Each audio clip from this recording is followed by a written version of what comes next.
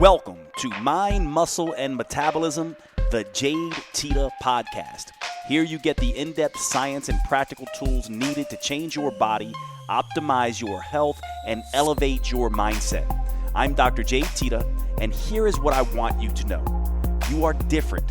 You are as unique on the inside chemically as you are on the outside physically. And those differences matter. They matter because there is only one rule to achieving optimal health, fitness, and body change. That rule: do what works for you. My goal is to help you understand exactly how. I'm so excited you're here. Your transformation starts right now.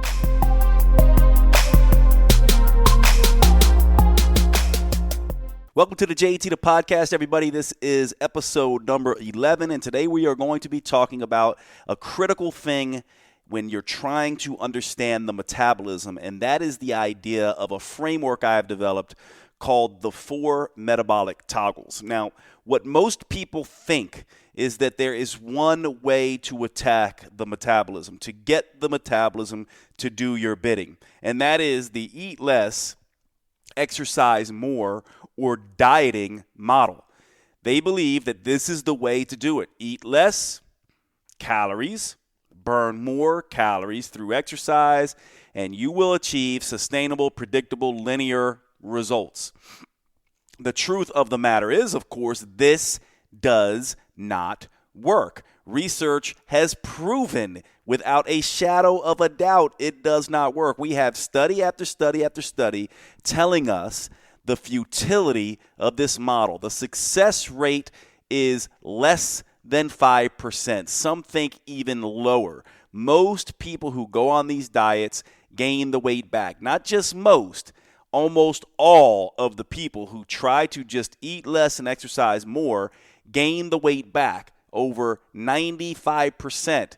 2/3 of those people, 66%, based on the research, actually end up fatter when they try to follow an eat less, exercise more approach. Now, I have talked about this in a past episode number 2 of this podcast, I believe, or maybe it was episode number 3. Yes, it was episode number 3 of this podcast. I talked about the 5 laws of metabolism, one of which is a law called the law of metabolic compensation, which essentially says that the metabolism is not a calculator, it's not a chemistry set, it's more like a boomerang, or a seesaw, or a pendulum, or a thermostat. In other words, it will push back against you. So anytime you try to eat less and exercise more, you're almost assuredly going to end up, because of what the metabolism does, having the desire of eating more and exercising less. In other words, the dieting state, trying to push the dieting mentality, oftentimes ends up with the couch potato mentality. And so we live in this world, most people who are trying to lose weight, between eating less and exercising more, the dieter, or eating more and exercising less, the couch potato. And most people think this is all that it is. If someone's sitting on the couch, drinking Cokes, eating Fritos, eating everything they want, not moving, then they should eat less of that stuff and move more, right? Well, of course there is some truth to that. So we're not saying that someone's going to be able to lose weight by continuing to sit on the couch and eat a bunch of junk food freely. However, what we are saying is that the eat less, exercise more model, the idea that we're just going to do the opposite of that, move a bunch and eat a bunch of salads at the same time and eat less junk food, is going to result in linear, predictable weight loss, is not true. We've proven that it is not true. But why? And what else can we look at as potential models? Well, I've just defined for you 2 of the 4 metabolic toggles that we can pull. I call them toggles because imagine toggle switches. You can pull one lever down, you can pull another level down. You have 4 different areas that you can go. We all know what the couch potato model is. There's really no explanation required. Most everyone knows what the dieter sort of mentality is, and that model is. There's really no explanation needed. There are 2 other models that we can use, but before I get into that, I want to discuss a little bit why the eat less, exercise more model can get us in trouble. In reality, there's nothing inherently wrong with the model. It makes some common sense. And certainly in the short run, it works pretty well. It works damn well for a beginner, doesn't it? Anyone who's never dieted before and goes on an eat less, exercise more approach is going to do pretty well. It doesn't matter what they do. They can eat less calories, they can eat less carbs, eat less fat. Just so long as their calories are reduced and they start exercising a little more, a beginner will see results. And this is confusing for us because we're like, well, it worked for us before, or it worked for my uncle or my aunt, but when we try it again, or if we do it for too long, it ends up oftentimes backfiring, hence the fact that very few people are able to lose the weight and keep it off with this model. But why? The major reason why is because the metabolism is a stress barometer. The metabolism is designed for homeostasis, which means balance. In other words, its whole purpose is to help you fight against stress and to get you back to balance. The biggest stress in terms of what your metabolism is trying to keep itself from getting caught in is starvation. Your metabolism lives in the reality of a hunter-gatherer state, a time when, historically, we humans evolved without food being everywhere. We didn't have Starbucks on the corner. We didn't have Wendy's and McDonald's and Sonic and Five Guys Burgers and Cheesecake Factory and all this kind of stuff. What we had is what we could hunt or what we could forage. And these things were not very calorie dense. We also had to move a lot to get them. So we were forced to sort of be in this state.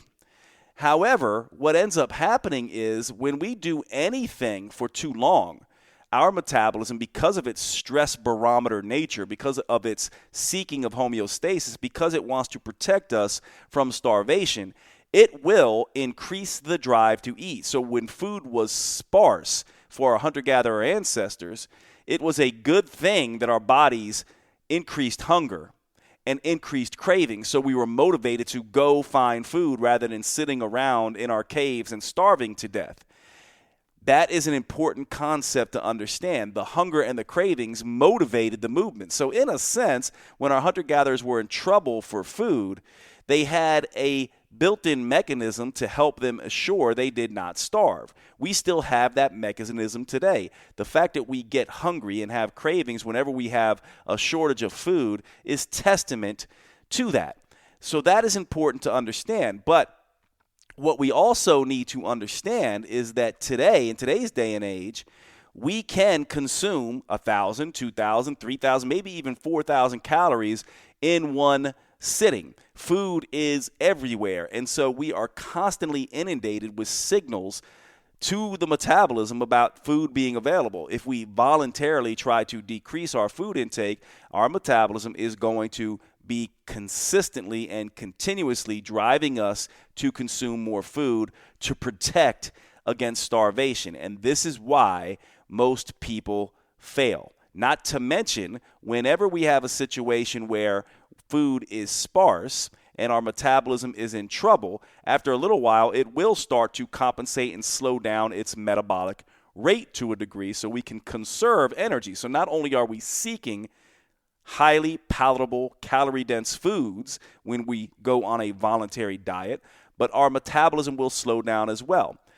Non-exercise-associated thermogenesis, which is a technical term for fidgeting and activities of daily living, walking, doing the laundry, gardening, all those kinds of things will be spontaneously reduced by the body to conserve energy. We will move less during sleep to conserve energy. We will have less motivation to move a lot to conserve energy. Now, of course, this may seem like a contradiction, but to our hunter and gatherer ancestors, the cravings and the hunger would eventually drive us to eat and move, or move rather, to find food, but we couldn't do it all the time. So they would have these periods of hunger and cravings where they would be driven to go find food, and other times when they would sit still and conserve energy. So for us modern-day humans, this becomes a situation where the dieting model, trying to eat less and exercise more, leads to being in a position where we move much less and eat much more.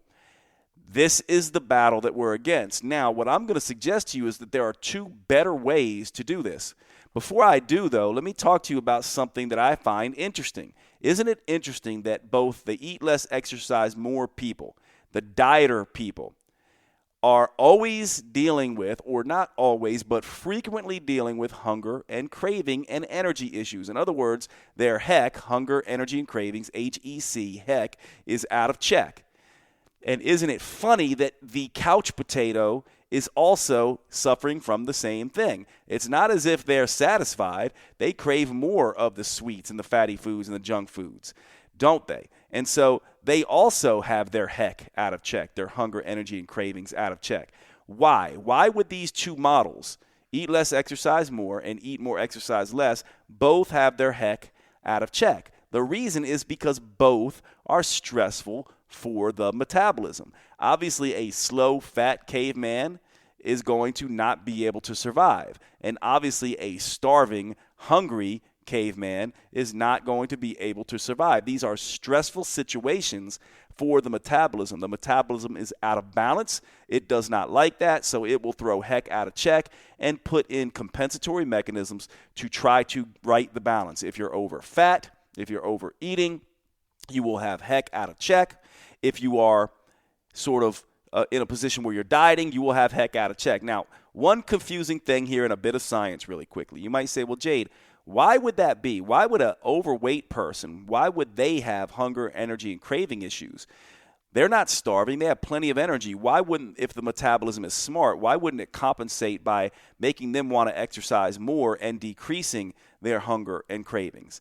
And the interesting thing about that is that for a short time, 2 days, 4 days of overeating and sitting on the couch, that is exactly what happens.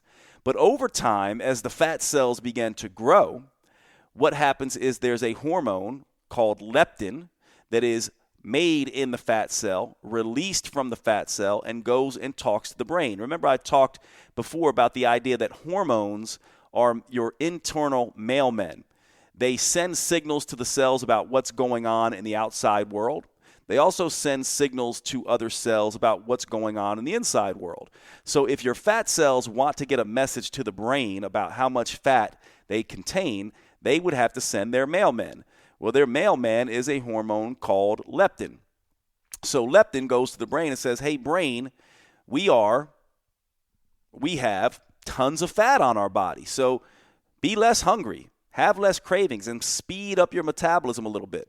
So the brain goes, okay, and sends out hormonal signals to the thyroid and the adrenals to speed metabolism a little bit. And this happens in the short term when you are overfeeding yourself after coming off a diet, 2 to 4 days. This is where refeeds come from. We can reset leptin to some degree. But imagine that you keep eating, and you keep eating, and you keep eating. And if you ever seen the movie Harry Potter, I like to imagine this. Those who haven't, there's a scene in Harry Potter where there is a letter trying to get through to Harry Potter to tell him that he's going to go to this school of witchcraft and wizardry, Hogwarts, and he has to get the invitation, but his family is keeping him from getting the invitation. And so the magic folk keep sending more and more and more letters until finally the whole house explodes in letters that are coming down the chimney, flying through the door slot, just basically filling up the house with letters. Now imagine that leptin signal gets so strong, so irritating, so much static, like loud music or a strong smell, that you put in earplugs, or you can no longer smell it again because your body sensitizes to it. So the brain says, come on, leptin, you're giving me way too much information. I can't hear you anymore. And therefore, all of a sudden, the brain stops listening, which says what? If the brain is not listening and is not getting the signal that the fat cells are filled up, then it thinks what? It thinks there's no fat on the body, so it continues eating again and over again.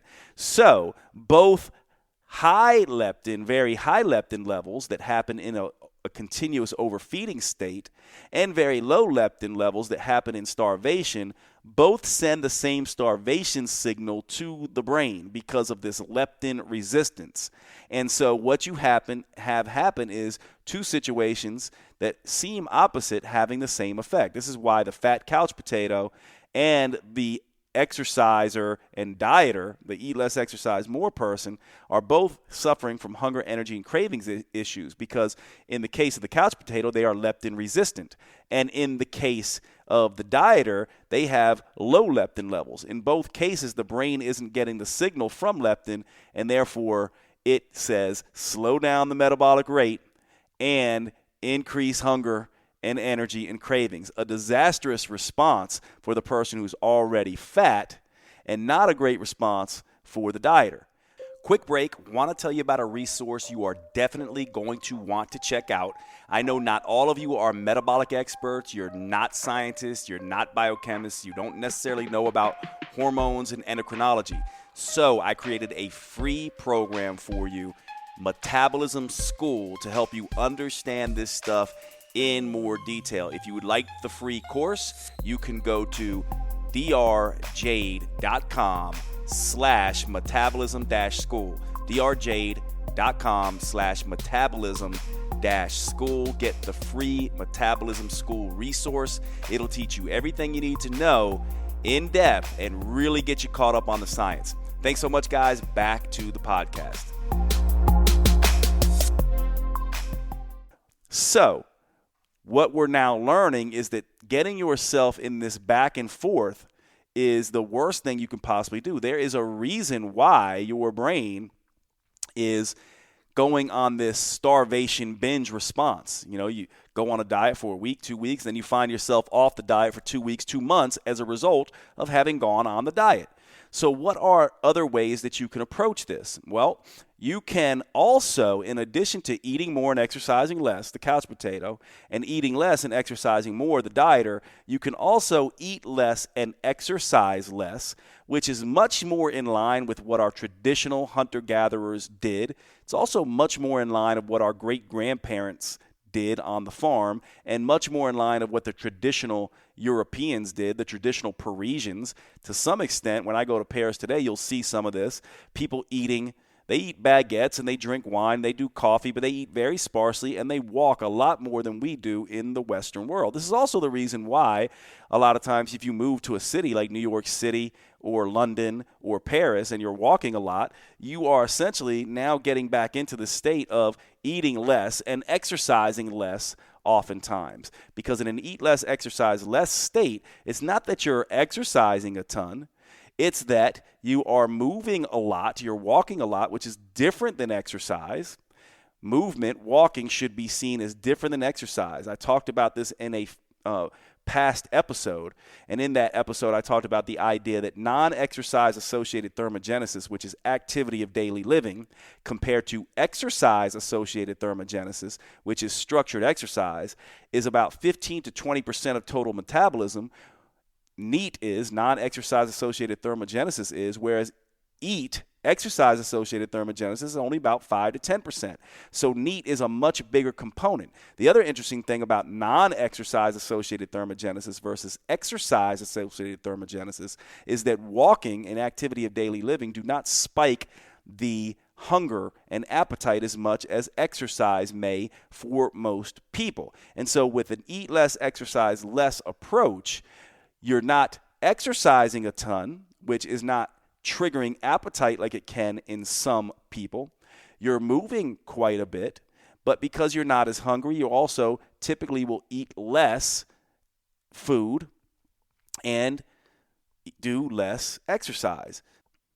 So this is an eat less, move more, exercise less approach. So now we've added ELEL, eat less, exercise less, to EMEL, eat more, exercise less, and ELEM, eat less, exercise more. So now we have the couch potato, the dieter, and now the traditional hunter-gatherer or traditional European. The final toggle, the fourth toggle, is the eat more, exercise more toggle, the athlete model. Again, I say this all the time, and I just want to say it again and again and again, because as soon as you hear me say it, you're going to say, that makes so much sense. How many people do you know, if you know any athlete or you've ever been an athlete, you know that it would be ridiculous, absolutely ludicrous and insane to cut calories while training for and engaging in your sport. Athletes do not cut calories. Athletes eat to fuel their sport. Yet, athletes are the leanest, most muscular people that we know. They're the ones that we all want to look like. Isn't it funny that we want to look like athletes who follow the eat more, exercise more approach, yet to do that, we're trying to follow the eat less, exercise more dieting approach? One of the reasons it fails miserably. So what's the eat more, exercise more approach look like? This looks like an athlete who is training for a sport and then eating before workouts and competition to fuel that, and then eating after to make sure that they're recovering appropriately, and then eating regularly throughout the day as well, versus a dieter who's trying not to eat at all or just eating sparsely, salads and things like that. Very, very different. So now we have these four approaches: the eat less, exercise less, ELEL, and eat more, exercise more, EMEM, in addition to the couch potato model and the dieter model. Now here is the difference. Remember, I talked about the idea that the dieter model and the couch potato model are pretty stressful for the metabolism after several days or so, partly because the metabolism does not like to have wide spreads in calorie intake and output.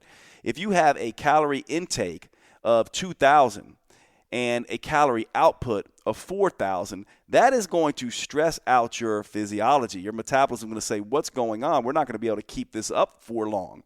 If you also have a calorie intake of 4,000 and only a calorie output of 2,000, likewise, your metabolism is going to run into this leptin-resistant issue, and your brain is going to start thinking you're starving because it can no longer hear the signal that you're getting fat as hell. And so this is what's going on here. Now, what's interesting about the eat less, exercise less, and eat more, exercise more approach is that eat less, exercise less, and eat more, exercise more create a very narrow calorie deficit.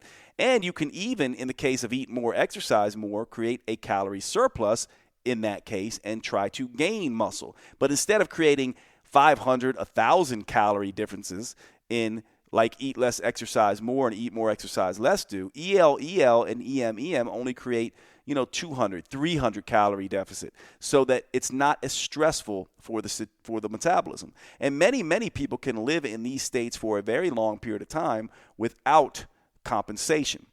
So this is an important thing to know. When you're trying to lose weight, when you're trying to get healthy, when you're trying to build muscle and burn fat, what you want to do is you want to be thinking about something that is not going to be stressful for the metabolism and something you can do for a longer period of time. Eat more, exercise more, and eat less, exercise less are able to do that. Now, to some degree, these are semantics, because some people might be like, but Jade, I've seen somebody do really well on an eat less, exercise more approach. When you analyze these people closely, what you oftentimes see is that they're actually more closely aligned to eat more, exercise more. And this is why sometimes the advice of someone saying just eat a little bit more when you hit a plateau can work really nicely, because doing that balances out this state for the metabolism, and it says, oh, I don't need to be as stressful. Maybe I can afford to lose some fat. Doesn't look like starvation's around the corner at all right now. But what a lot of times people do is they say, hey, go from eat less, exercise more to eat more, exercise less, and that's a disaster. No, go from eat less, exercise more to eat more, exercise more, or eat less, exercise less. Now, again, to lose weight, you need to create a calorie deficit and have hormonal balance. Hopefully, I've illustrated for you how eat more, exercise less, the couch potato model, has hormones out of balance. How do we know? Heck's out of check. Same thing with the dieter model. Eat less, exercise more. Hormones are out of balance. How do we know? Because heck is out of check. Now, with eat less, exercise less, and eat more, exercise more, the metabolism is more in balance. Hunger is more stabilized. Energy is more predictable. Cravings are reduced. This is what we want. So we're able to more naturally stay on a calorie deficit for longer periods of time. The truth of the matter, though, is none of these are bad. They are all useful. It's just knowing for how long to use them. I've said typically the eat more, exercise less approach, the couch potato approach, after about 2 days of doing that, is probably going to begin to backfire on you a little bit. But it can be useful, especially if you come off 2 weeks of being in an eat less, exercise more state, or an eat more, exercise more state, or an eat less, exercise less less state. Why? Because the metabolism likes to be tricked. It likes change. It is adaptable and reactive, and so you should adapt. Part of the reason the eat less, exercise more approach does not work for the vast majority of people is because they try to do it and only it over and over and over again, day in and day out, week in and week out, month in and month out, year in and year out, and this is hilarious to your metabolism, which is adaptive and reactive. It's looking at you being like, you are such an idiot. I already adapted to this months ago, and you keep trying to do the same thing. What are you, stupid? And so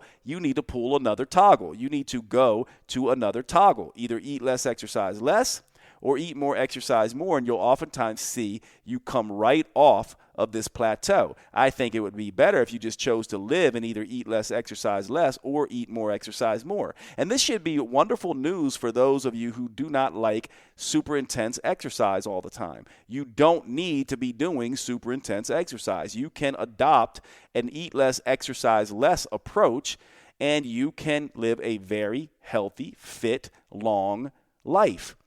We know this is the case. Just go over to Europe 100 years ago and you'll see many lean people who were not out there hoisting weights around and running, wind sprints on the tracks. That stuff wasn't even there till the 1960s. Unless you were an Olympic athlete, no one was out there exercising that way, yet we were pretty thin because we were living this eat less, exercise less lifestyle. So these are very important things to know. Now, as I sum up today's podcast, how would you make this work in your life? You can do this in many different ways. I like to do it in a cycling approach. One way you can do it is just common sense that many people do. On the days that they exercise, they eat more. So they use an eat more, exercise more approach. On the days where they're not exercising, they eat much less. So on those days, they follow an eat less, exercise less approach. And this works really well for people. And then sometimes they can switch into and eat less, exercise more, or eat more, exercise less, depending on what's going on in their lives. Maybe they have some family members come in from out of town. They have a couple meals here and there. Maybe they go on, a hike or something like that on vacation, and so they're eating less and exercising more, but they pretty much live and eat less, exercise less, eat more, exercise more. You can also cycle this if you're a woman with your menstrual cycle, and I would encourage you to go back and listen to episode number 2 of this podcast where I talked about cycling with the menstrual cycle. But just real quick, EM is a great time to do from menses to ovulation, whereas EL is a great time to do from ovulation to menses again. So the first half of the menstrual cycle, EM is great. The second half of the menstrual cycle, EL is great. Episode 2 of this podcast tells you the science behind that. You can also do this seasonally, which works fantastic. Works right along with how our hunter-gatherers used to do things. Eat more, exercise more was a summer and early fall type of thing, right? Eat more, exercise less was a very narrow period of time in late fall, early winter. Winter was a time of eat less, exercise less, right? And then also into early spring. And then late spring was a time of what? The dieting mentality. And you can go along right with the seasons. In the summer, there's lots of animals around. There's lots of foliage around. As fall comes in, early fall, lots of starchy vegetables, lots of fatty animals getting fat for winter. As late fall comes in and winter, all of a sudden the animals are getting less prevalent. They're getting leaner. They have less calories on them. The foliage is going away. As spring comes back around, all these very lean animals are coming out of hibernation. We don't get a lot of calories off of them, and there's still not a lot of growth yet. And so we're also more active during that time. So that is a really nice way to look at it as well. Or you can cycle this any other way you want. Maybe you just want to decide, I'm going to do eat more, exercise more for 2 weeks or 2 months, and then I'm going to follow an eat less, exercise less approach. And then every once in a while, I'll do an eat more, exercise less type approach if I just want to enjoy a weekend with friends, or an eat less, exercise more approach if I want to get ready for a particular event. And that's what's really interesting. This last little thing I'll say here, when you are toggling, when you're living in eat more, exercise more, or eat less, exercise less approaches, all of a sudden these other 2 approaches can work better for you. All of a sudden, if you've been living in an eat less, exercise less state and or an eat more, exercise more state, and or alternating between EL, and EM, and then all of a sudden you switch back into an eat less, exercise more dieting state, you can see some profound beneficial weight loss effects from that. Just remember, don't do it longer than 7 to 10 days or so. To me, eat less, exercise more, you should never do longer than 2 weeks, because you'll start compensating within 7 days or so, 5 to 7 days or so of an eat less, exercise more approach. In an eat more, exercise less approach, the couch potato approach, you'll start compensating between 2 and 4 days. So I don't like you to do that for longer than a week. So just know that EL, and EM, you can live in those states for long periods of time. EMEL, the couch potato state, you really don't want to be doing that for longer than a long weekend.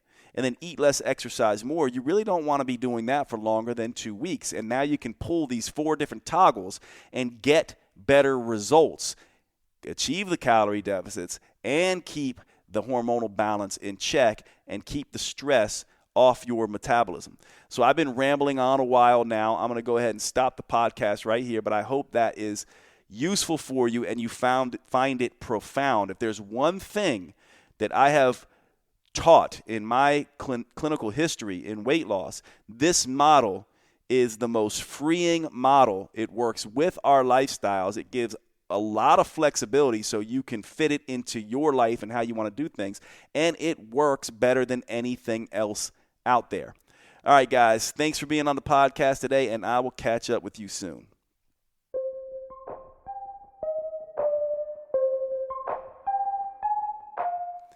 Pop it in real quick just to say thank you so much for your interest and support of the JadeTeta.com podcast. I am bringing back by popular demand the live Q&A calls I used to do back in the day, where you can get on live with me, ask your question directly, and have me answer it in full. Questions about thyroid and adrenal health, autoimmune disease, any health condition, belly fat, muscle building, performance enhancement, you name it, we are going to cover it on the Q&A podcast. If you'd like to be on these live Q&A calls with me and speak to me directly, all you need to do is become a patron of the podcast. You can go to www.patreon.com/Jade Teta. That's www.patreon.com/Jade Teta. Become a patron of the podcast. I would greatly appreciate your support, and you'll be able to access me live to answer all your questions in depth. Thanks again for your support. See you on the podcast.